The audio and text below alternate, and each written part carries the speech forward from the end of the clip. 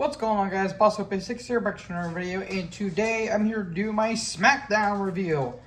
We're from Little Rock, Arkansas, and oh Christ, we're on the road to Hell in a Cell here, folks, and this may be one of the worst Smackdowns I have ever seen, because this show, after the first 15 minutes, tanked. Full on tank. This show was fucking abysmal. Like, the opening was okay for what it is, and then the main event was alright. Everything in between was so fucking bad, it was unbearable. But let me know down in the comment section below what you guys thought about this show. So, we get a recap of RK Bro versus Usos in the unification match, and them showing little kids crying. That was great stuff. Usos come down. Orton is apparently out with a spine injury. I hope he recovers soon. And Usos says 2 days ago was the 12th year anniversary of them being in WWE. That's actually kind of shocking to think about that. Think about that there, folks. And they, trying to be emotional, basically cutting the babyface promo saying, you guys have been there for us through the ups and the downs. And then they immediately do a swerve on us, bro, and say, we needed no one. And saying, we didn't need all of you. All we needed was each other and all that stuff. And he says, hey, Riddle, you the twos, but we the ones. God, I saw so white dude saying that. Nakamura comes down, and he wants the tag titles. Well, he doesn't have a partner, but he does. It's Riddle. Yeah, Nakamura's done. Honestly, I don't remember the last time Nakamura was actually relevant, and I hate seeing that because I love Shinsuke. Riddle is a good worker. He just plays an idiot, and it's hard to take him seriously. But okay, then a brawl ensues, and they're gonna be having a match overall, and a championship contenders match. Just call it a number one contenders match. For the love of God, is it that hard? Jesus. Anyway, speaking of championship contenders match, we get a recap of Ronda's open challenge. And her and Raquel had a match 2 weeks ago. Raquel comes down, and we cut to the backstage where it was Aaliyah, Shotzi, Xia Li, Natty, and Shayna Baszler. Wow, a lot of women in your Smackdown women's division. Just unify the belts. Please, just unify the belts. You have 7 people technically on your roster. Charlotte's out. Charlotte is she just got married today, actually, with Andrade. Good God almighty. You have no women's division. And yet you're planning to have a women's tournament for the tag titles. Should not be a thing. Call up the women, or just make it just one title. Please, let the brand split end. This is getting fucking ridiculous. Anyways, Shotzi tries to say we all deserve better we deserve better opportunities. That's the word of the day, folks. Opportunity. Just hammer that shit into our skulls. This was bad.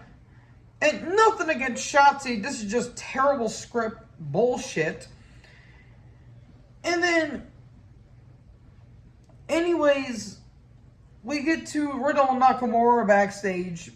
And yeah, they're having a, Riddle may be no Boogs. And Nakamura be no Randy. But hey, we can coincide with each other. I guess they have nothing in common. Okay, Raquel versus Ronda.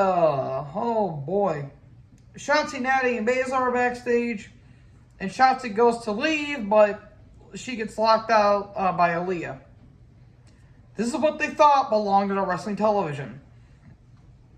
So, anyways, the match happened. It literally went, 40 seconds. And then Natty and Baszler attack. I smell a tag team match, playa. Lo and behold, that's what we get. Raquel and Ronda versus Natty and Shayna.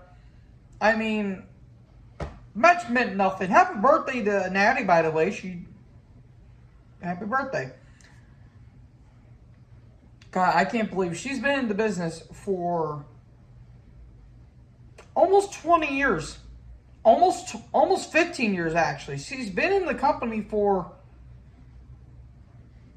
Yeah, she's been in the company for 14 years. That is amazing to me. And she's 40. Good stuff, Natty. Too bad you're getting treated like shit and treated like you amount to nothing. That's not her fault. That's just bad creative. So yeah, the match literally meant nothing. Raquel pinned she pinned Baszler. Remember when Baszler could have meant something? Could have been, I don't know, the Raw Women's Champion for about a year. Because the way they booked her, she was being booked like a fucking monster. And now she's just in a tag team with Natty.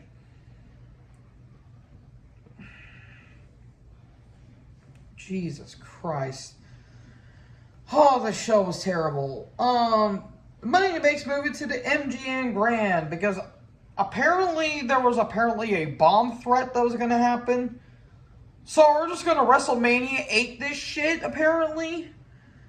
Not to mention, Tony Khan really loves to put his own foot in his mouth and put his nose where it doesn't belong and likes to talk shit about it. New Day's backstage and they say, who's going to be your tag partner? It could be Godzilla, could be Moby Dick, could be King Kong. Who knows? We're going to recap of Corbin's attack on Moss. And Moss says, well, no cap. I don't know why that made me laugh a little bit. It's going to be a different side of Moss. And he's coming for that ass. Again, I sound so white saying that. Then the Los Attorios come down. Who was that woman that they did the kiss cam with? She looked like red velvet for some reason. But... anyways, we're going to take on Mahal and Shanky, but Mahal is backstage. He's looking for Shanky, and Shanky is now doing a dancing gimmick. Oh, my hell. Anyways, Mahal and Shanky took on Los Attorios. The match literally meant nothing. Los Attorios kept gyrating their hips at Samantha Irvin. Have fun on seeing that. And then Shanky distracts Mahal because he just boops Angel in the head and a kick from Humberto, and there you go. And Mahal is mad at Shanky because Shanky's trying to have fun and at least they're trying to give him a personality, I guess. This is not going to work. And he keeps pointing at Samantha and keeps like, yeah, and doing this. This is so fucking dumb, it's not even funny. Anyways, Pierce is watching this, and here comes LA Knight. I'm not calling him Max Dupree, because that's a dumb name. Even though it's not the worst name I've heard, it's still dumb.